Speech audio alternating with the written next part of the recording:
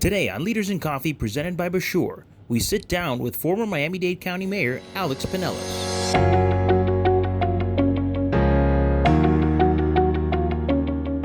Great to have you here at Leaders in Coffee, presented by Bachour. Welcome to this establishment here in Coral Gables. I'm glad you brought me here. I had not been here, and I know I'm coming back. Well, great. So thank you. Let's go choose our pastries. That's good.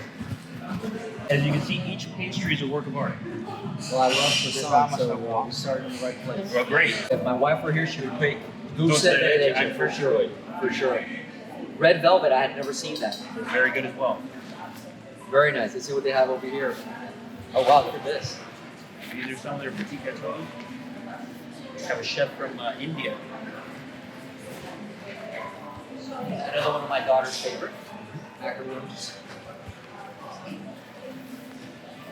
Definitely have a great variety. Yeah, very nice. I think I'm going to go with a croissant. All right. Mr. Mayor, thank you once again for joining us for Leaders in Coffee, presented by Bachour. You were mayor of Miami-Dade County since 1996. How have the challenges changed in Miami-Dade County from 1996 to 2019? Well, thanks again, by the way, for the invitation. It's a pleasure to be here and to frequent this new establishment. I'll certainly be back. Well, for one thing's for sure, the county's gotten larger in terms of population. When I left the mayor's office in 2004, we were about 2,100,000, 2,200,000 people. We're upwards of 300, close to 3 million now. And quite frankly, the infrastructure really hasn't caught up to that growth. So I think we are a community that continues to be attractive to many people from other parts of the United States and from abroad. And our biggest challenge is how do we build out the infrastructure to meet the demands of the current population and surely what will be more people coming in years to come. I think that is a perfect segue to my next question. 3 million people, 1 million more than when you were mayor. What are we doing about traffic? I don't think we're doing enough. I think we definitely have a big problem. Coral Gables in particular, we have over 700,000 cars that cut through our city every morning and every afternoon. Do you see a solution to the traffic problem? Well, that's a loaded question, and but a necessary one. And if there is one issue that really motivates me to a possible return to public service is to address big challenges like that. So let me take this in pieces. I think we've done a better job in the last decade and a half on what we refer to as first and last mile options for our residents. You see it here in the Gables. You see the trolleys, which have been very successful. You see the freebie. You see some municipal road improvements that have been beneficial. But on mass transit, moving people from South Dade to Brickell or from Hialeah to Miami Beach, we've made no progress whatsoever. The last expansion of Metro Rail, I left fully funded back in 2004, which was the Arlington Heights extension to the airport. Since then, we've seen nothing else. So on mass transit, we get a failing grade. And I think we have to return to that priority. We need to continue to work on first and last mile options, synchronization of our traffic lights, working with our municipalities to see how we move people better within cities, but we've got to invest in rail. We've got to invest in moving hundreds of thousands of people, not 40 or 50, hundreds of thousands from one part of town to the other. This issue is exacerbated by our affordability issues. The job centers, think about it. The job centers tend to be in the city of Miami, on Brickell, here in the Gables, on Miami Beach. But a lot of people that work in these job centers can't afford to live in those cities. So they live, where do they live? In South Dade. They live out in West Kendall.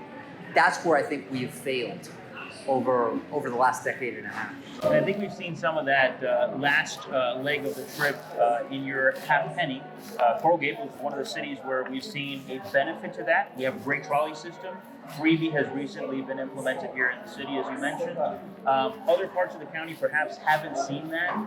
What has been done wrong and what can be done better to fix that issue? Well, let me give credit to a Coral Gables resident who I believe, in my opinion, is the founder of the trolley system.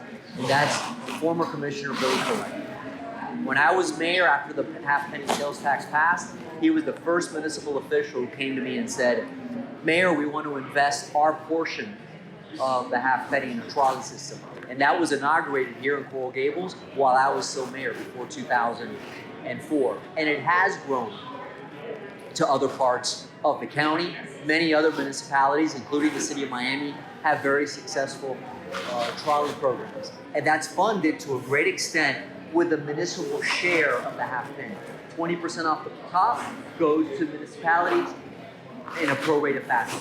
So I think that's where the People's Transportation Plan has done well. We've expanded the Golden Passport. If you're over 65, regardless of income, you could ride our Metro Rail buses, our People Mover, the trolleys for free.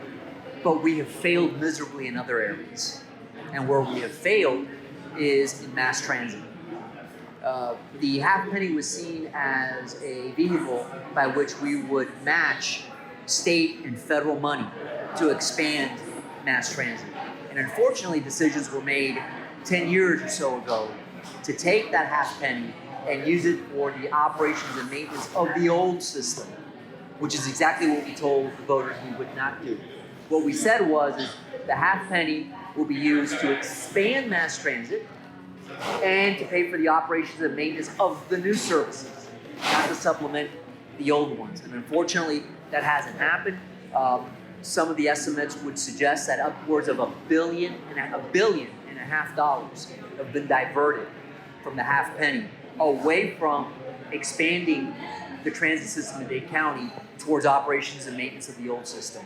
That's where it's gone wrong. It's gone miserably wrong in that regard.